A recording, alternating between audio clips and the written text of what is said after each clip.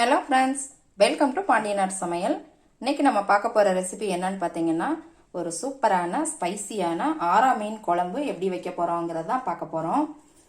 இது பார்க்குறதுக்கே எவ்வளோ சூப்பராக இருக்குது பாருங்கள். இந்த மீன் குழம்பு நீங்கள் ஒரு டைம் வீட்டில் செஞ்சு பார்த்துட்டீங்க அப்படின்னா அடிக்கடி செய்ய ஆரம்பிச்சிருவீங்க. இந்த ஒரு சூப்பரான மீன் குழம்பை இன்னைக்கு எப்படி பண்ண போகிறோங்கிறத நம்ம பார்க்க போகிறோம். வாங்க பார்க்கலாம். இதுதாங்க ஆரா மீன். இப்படி தான் இருக்கும். இதில் வந்து முள் வந்து நடு முள் மட்டும்தான் இருக்கும், சைட்ல எல்லாம் முள் இருக்காது. இதை வந்து நான் உப்பு மஞ்சள் போட்டு ஒரு 4-5 டைம் க்ளீன் பண்ணி வச்சுருக்கேன். இந்த மீன் வளவளப்பாக இருக்குங்க. வெளியே ரொம்ப வளவளப்பாக இருந்தது அப்படின்னா நீங்கள் தரையில் உரசி கழுவுனீங்க அப்படின்னா அந்த வளவளப்பு போயிடும். இப்போ மசாலா ரெடி பண்ணிடலாம். ஒரு மிக்சி ஜாரில் 20 சின்ன வெங்காயம் போட்டுக்கோங்க. ஒரு தக்காளி கட் பண்ணி போட்டுக்கோங்க. ஒரு ஸ்பூன் சீரகம், ஒரு ஸ்பூன் மிளகு, 1/4 ஸ்பூன் மஞ்சள் தூள், 2 ஸ்பூன் குழம்பு மிளகாத்தூள்,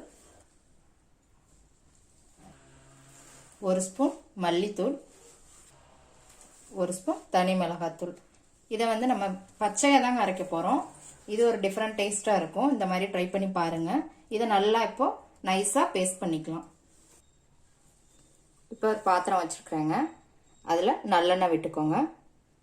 ஒரு 4 ஸ்பூன் பக்கம் விட்டுக்கோங்க. எண்ணெய் சூடானதும் 1 ஸ்பூன் சோம்பு போட்டுக்கோங்க. இது லேசாக பொரியட்டும். அதோட 1/2 ஸ்பூன் வெந்தயம். இது லேசாக பொரியட்டும். பொரிஞ்ச உடனே கருவேப்பிலை போட்டுக்கலாம். இதோட சின்ன வெங்காயம் இந்த மாதிரி நீல வாக்கில் கட் பண்ணி போட்டுக்கோங்க. ஒரு 15 வெங்காயம் நல்லா வதக்கிக்கலாம்.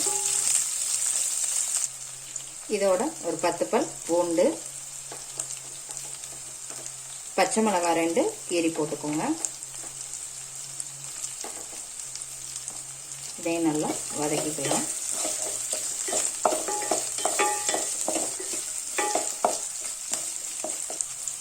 இதெல்லாம் நல்லா வதங்கினதுக்கப்புறம் ஒரு தக்காளி கட் பண்ணி போட்டுக்கலாம். தக்காளி நம்ம அரைக்கிறதுக்கு ஒன்று போட்டிருப்போம், இதில் ஒன்று கட் பண்ணி போட்டுக்கோங்க. இதையும் நல்லா தக்காளி மசிகிற அளவுக்கு வதக்கிக்கலாம். இப்போ இதோட கொஞ்சம் உப்பு சேர்த்து வதக்கிக்கோங்க, சீக்கிரம் வதங்கிடும். தக்காளி நல்லா வதங்கிடுச்சு. நம்ம அரைச்ச பேஸ்ட்டை இதில் சேர்த்துடலாம்.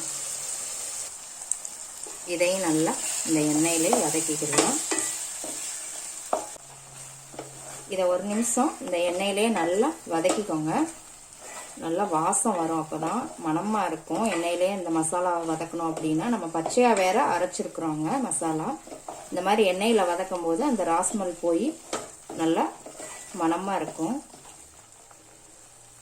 இப்போ இதோட ஒரு டம்ளர் தண்ணி ஊற்றிக்கலாம். நான் மிக்சியில் உள்ள அந்த மசாலாவோட சேர்த்து அந்த தண்ணியவே ஊற்றிருக்கிறேன். இது நல்லா இப்போ கிளறி விட்டுக்கோங்க. இது ஒரு 2 நிமிஷம் கொதிக்கட்டும். இப்போ 2 நிமிஷம் நல்லா கொதிச்சிருச்சுங்க. இப்போ எலுமிச்சம்பழ சைஸ் அளவுக்கு நான் புளி ஊற வச்சுருந்தேன். இப்போ இதையும் நம்ம கரைச்சி விட்டுக்கலாம். இதில்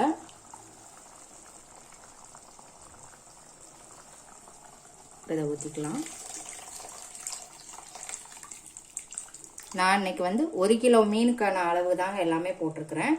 நீங்கள் எவ்வளோ மீனோ அதுக்கு தகுந்த மாதிரி அளவுகளை கூட்டிக்கோங்க, குறைச்சிக்கோங்க. இப்போ இதை எல்லாத்தையுமே நல்லா மிக்ஸ் பண்ணி விட்டு ஒரு தட்டு போட்டு மூடி வச்சிருங்க. இது நல்லா கொதிக்கட்டும்.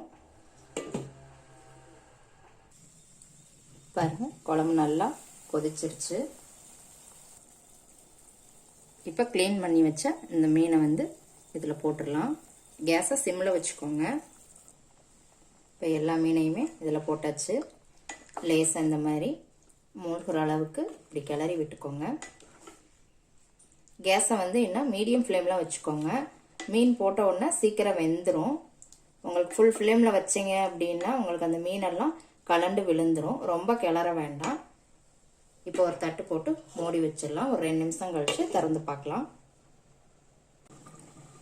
இப்போ ஒரு 2 நிமிஷம் ஆயிடுச்சுங்க. நம்ம திறந்து பார்த்துடலாம். பாருங்க, எண்ணெயெல்லாம் நல்லா பிரிஞ்சு வந்துருச்சு.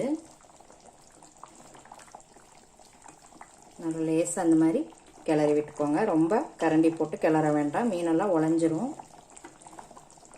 மீன் வெந்துருச்சான்னு பார்த்துடலாம். மீன் சூப்பராக வெந்துருச்சுங்க. வாசமே சும்மா கமன்னு சூப்பராக இருக்குது. இதே மெத்தடில் செஞ்சு பாருங்கள், கண்டிப்பாக உங்களுக்கு ரொம்ப பிடிக்கும். இப்போ இறக்கும்போது கருவேப்பிலை மல்லியில் போட்டு லேசாக கிளறிக்கோங்க. எப்படி இருக்குன்னு செஞ்சு பார்த்துட்டு கமெண்ட்டில் போடுங்க. லைக் பண்ணுங்கள், ஷேர் பண்ணுங்கள், சப்ஸ்கிரைப் பண்ணுங்கள். கூடவே பெல் ஐக்கான் பட்டனையும் அமுக்குங்க. மறுபடியும் வேற ஒரு ரெசிபியோட சந்திக்கலாம் ஃப்ரெண்ட்ஸ். அன்போடு சமைத்து ஆனந்தமாய் உண்டு இன்பமாய் வாழுங்கள். வாழ்க வளமுடன்.